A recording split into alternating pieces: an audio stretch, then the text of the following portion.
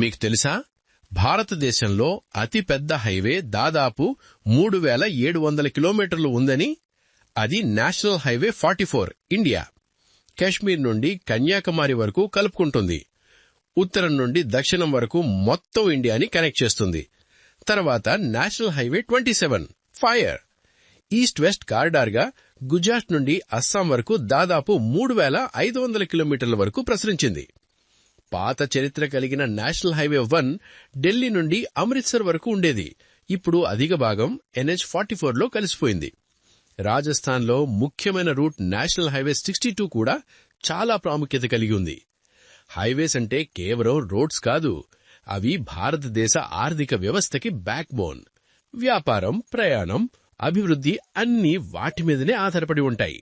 తర్వాతసారి highway మీద ప్రయాణం చేస్తే అది కేవలం రోడ్డు కాదు, భారత్ ప్రోగ్రెస్ కి మార్గం. Fire India. ఓవరాల్ గా ఈ టాపిక్ గురించి మీ అభిప్రాయం ఏంటో తప్పకుండా కామెంట్ చేసి చెప్పండి. మీకు ఈ సమాచారం ఉపయోగకరంగా అనిపిస్తే ఒక లైక్ చేయండి. ఇంకా ఇలాంటి మరిన్ని వీడియోస్ కోసం మా ఛానల్ ని